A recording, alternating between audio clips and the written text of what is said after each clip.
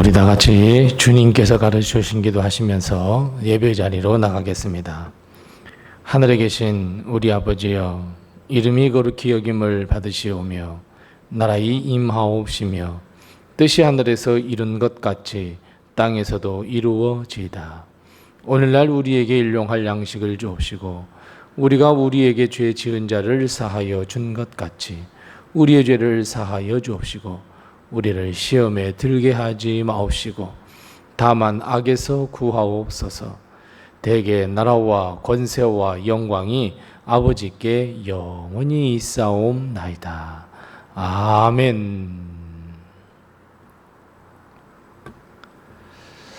찬송가 64장 우리 함께 같이 찬송하겠습니다.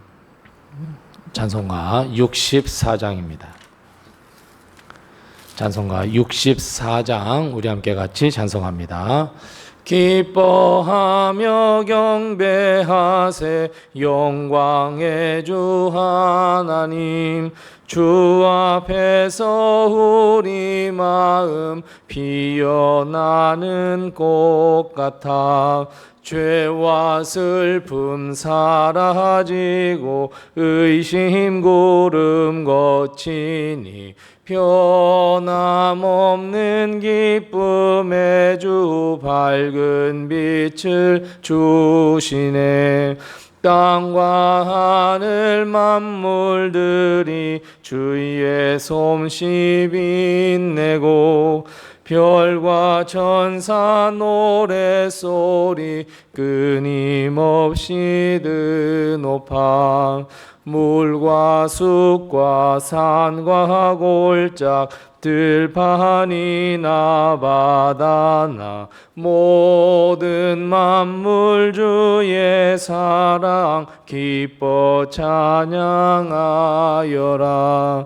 우리 주는 사랑이요 복의 근원이시니 삶이 기쁜 샘이 되어 바다처럼 넘치네.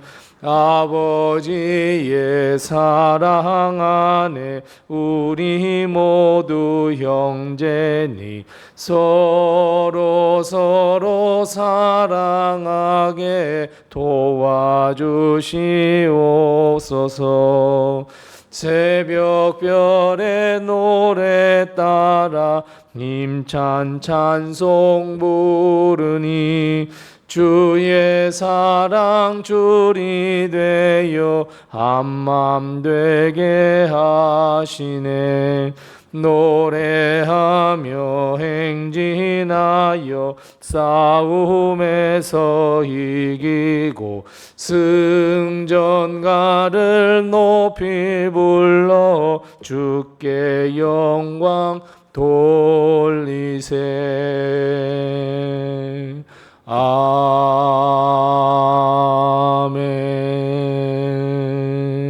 아멘.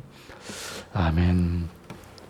오늘 시간 하나님께서 우리에게 주시는 말씀은 신약성경 갈라디아서 1장 18절 말씀부터 24절 말씀입니다.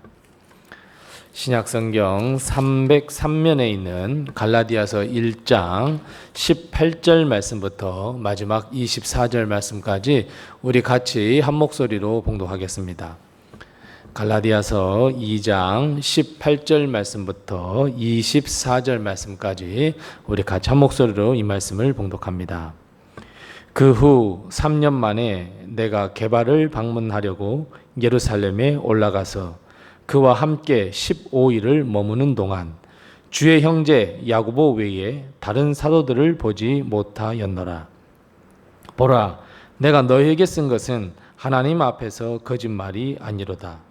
그 후에 내가 수리아와 길리기아 지방에 이르렀으나 그리스도 안에 있는 유대의 교회들이 나를 얼굴로는 알지 못하고 다만 우리를 박해하던 자가 전에 멸하던 그 믿음을 지금 전한다 함을 듣고 나로 말미암아 하나님께 영광을 돌리니라.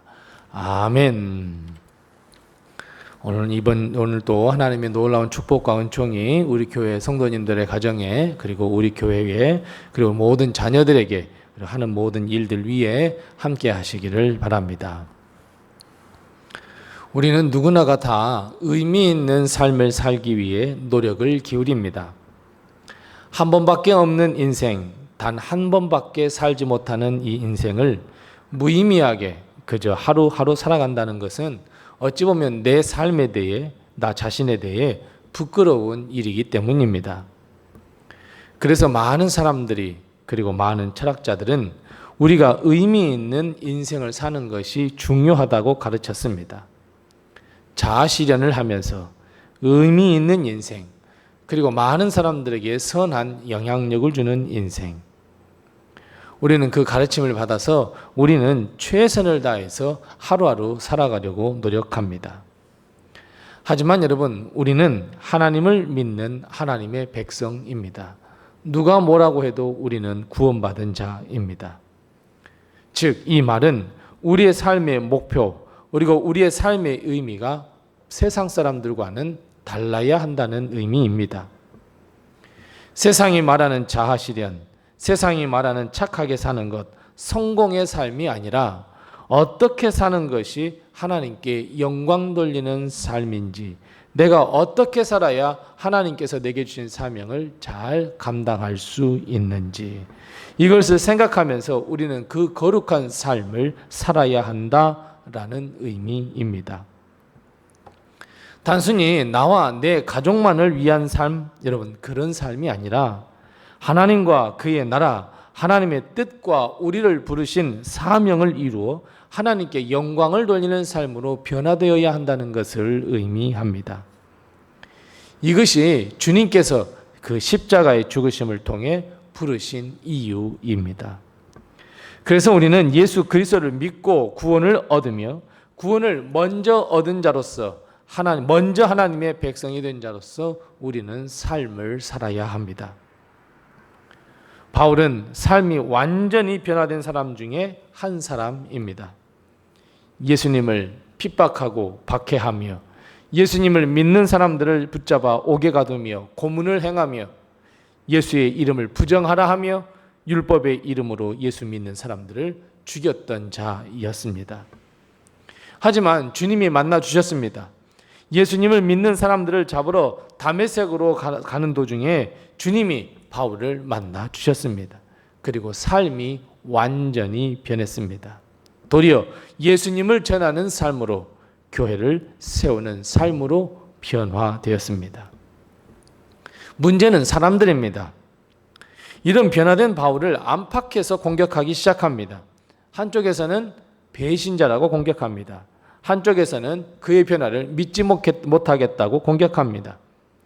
즉, 유대인들은 바울이 하나님을 배신했다고 그렇게 공격을 했고, 기독교인들은 어찌 그런 사람이 변할 수 있겠냐고 공격했습니다.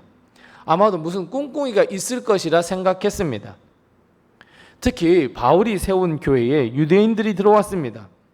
예수님을 믿더라도 율법을 믿어야, 율법을 지켜야 구원을 받는다고, 너의 공로로, 믿음이 아니라 공로로 구원을 받는다고 가르치면서 바울이 전한 복음을 완전히 돌려버리면서 반대되는 가르침을 해주었습니다. 이에 바울은 갈라디아 교회를 비롯해 많은 교회들의 편지를 보냈습니다. 그 중에 하나가 바로 이 갈라디아서입니다. 특별히 어떤 사람들은 바울이 복음을 배워서 전했다라고 공격을 합니다. 그저 예수님 만나지도 않았는데 겉으로만 변했다, 이렇게 이야기합니다.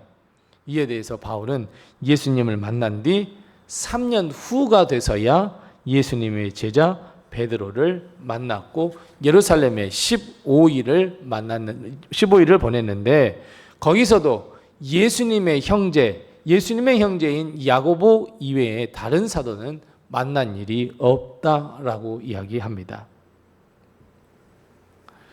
그리고 오늘 그 뒤에 이렇게 이야기합니다. 전에 유대의 교회들이 나의 얼굴로는 알지 못했지만 저들이 다만 우리가 박해하기던 자가 전에 멸하려고 했던 그 믿음을 지금 전한다라는 것을 들었을 뿐이다라고, 그래서 나로 말미암아 하나님께 영광 돌리게 되었다고 오늘 24절 말씀에 이렇게 바울은 고백하고 있습니다.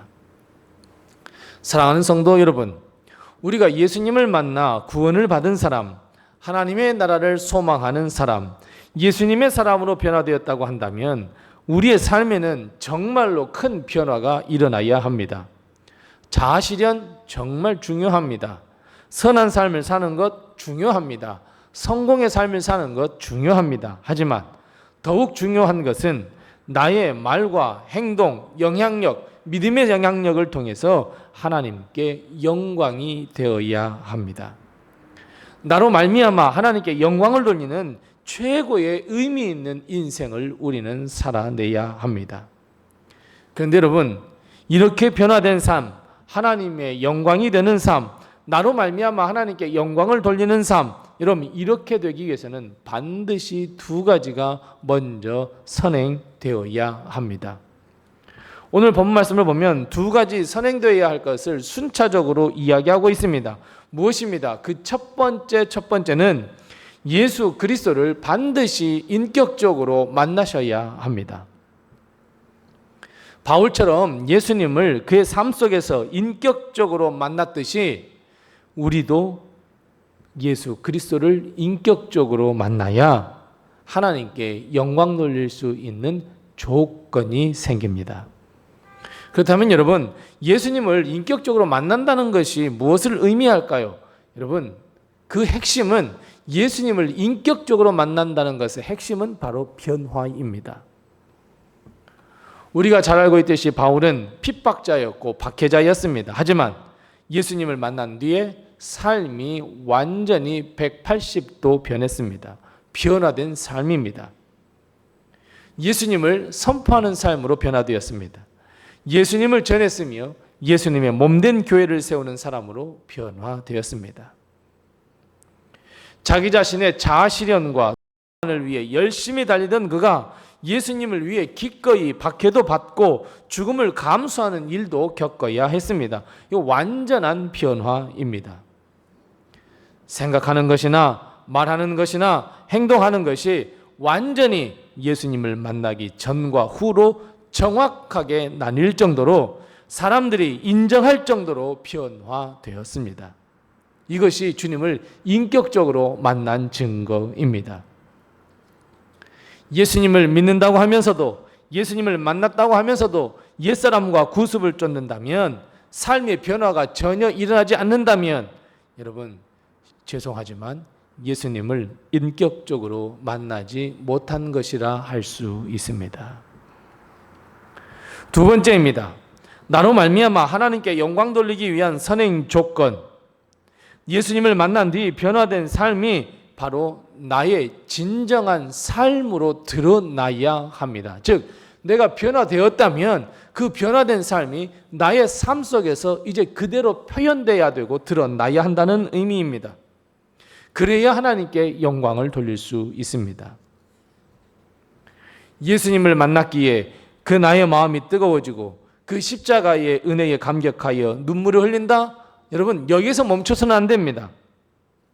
바울처럼 생각하는 것이나 말하는 것이나 행동함이 완전히 예수님의 사람으로 변화되어야 합니다. 나의 삶에서 드러나야 합니다. 오늘 23절 말씀 보세요. 사람들이, 그것도 유대교회 사람들이 바울이 복음을 전했다 하는 것을 들었다 이렇게 이야기합니다. 바울이 변화된 삶을 들었다라고 하는 의미입니다. 예수님을 바울이 전하면서 교회를 세웠다 하는 것을 들었다 이렇게 이야기합니다. 그래서 결론 24절 나로 말미암아 하나님께 영광을 돌리느니라. 여러분 사람들은요 절대로 나의 마음을 알 수가 없습니다. 내 마음속에 예수 그리스도가 있어서 살아 역사하시고 하나님의 사람, 구원받는 사람이라는 것을 여러분 절대로 내 마음속에만 가둬두고서는 사람들이 알 수도 없고 하나님께 영광 돌릴 수도 없고 심지어 하나님도 모르십니다. 하지만 우리의 말과 행실이 그것을 증명해 줍니다.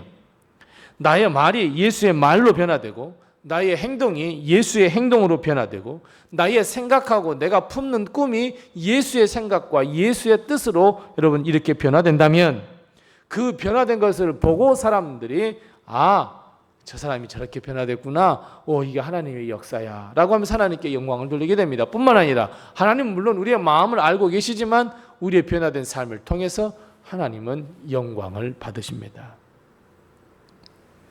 사랑하는 성도 여러분, 바라고 원하기는 오늘 바울처럼 우리의 삶 속에서 예수님을 인격적으로 정말로 만나 내 삶이 변화되는 놀라운 역사 일어나시기 바랍니다. 우리의 모든 삶이 다 변화되시기 바랍니다. 의미 있는 삶, 하나님께 영광 돌리는 삶으로 변화되시기 바랍니다. 뿐만 아니라 나의 말 하나, 행동 하나, 생각 하나, 작은 몸짓 하나조차도 여러분 다 변화가 되어서 나만 깨닫는 것이 아니라 다른 사람들도 그것을 인정해서 다른 사람이 하나님께서 역사하셨다고, 하나님께서 인도하셨다고, 여러분 이 말을 통해서 하나님께 영광을 돌려드리는, 그래서 바울처럼 나로 말미암아 하나님의 영광이 되는 그 놀라운 뜻을 이루어가는 우리 모든 성도들 다 되시기 바랍니다. 이것이 진정한 자아실현입니다. 이것이 진정한 의미 있는 삶이며 이것이 진정한 정말 다른 사람들에게 믿음의 선한 영향력을 주는 인생입니다. 우리는 매일매일 주어지는 기회, 하루하루의 삶을 어떻게 보내야 할지 깊이 생각해 보아야 합니다. 이 기회를 살려 하나님께 영광을 돌리며 많은 사람들에게 나의 변화된 삶을 드러낼 것인지, 아니면 오늘도 여전히 똑같이 나만을 위한 삶, 아무런 의미 없는 삶을 살 것인지 우리는 결정해야 합니다. 진심으로 예수님을 나의 구주로 영접하고 하나님의 나라를 소망한다면 예수의 삶으로 변화되시기 바랍니다. 나로 말미암아 하나님께 영광을 돌리는 거룩한 삶으로 변화되시기 바랍니다. 거룩한 하나님의 백성의 삶이 다 되시기 바랍니다. 하나님은 우리를 지으셨습니다. 영광을 받으시기 원한다 말씀하셨습니다. 우리는 이 하나님의 뜻, 그 뜻을 우리 마음에 새기고 우리의 비록 작은 삶이지만 우리의 삶을 통하여서 하나님께 영광을 돌려서 우리도 바울처럼 나로 말미암아 하나님께 영광이 되는 삶을 살았습니다 라고 고백할 수 있는 성숙한 그리스도인으로 다 거듭나시기를 바랍니다. 기도하겠습니다. 우리 함께 기도할 때 두 가지로 먼저 기도합니다. 첫 번째 기도할 것은, 하나님, 나의 삶 속에서 예수님을 인격적으로 만나 내 삶의 변화를 일으켜 주시옵소서. 우리 함께 같이 기도하십시다. 두 번째 기도할 것은, 하나님, 나로 말미암아 하나님께 영광 돌리는 거룩한 나의 삶이 되게 도와주시옵소서. 우선 이 두 가지의 기도의 점을 가지고 기도하시고 또 내게 허락하신 기도의 점을 가지고 하나님 앞에 기도하겠습니다.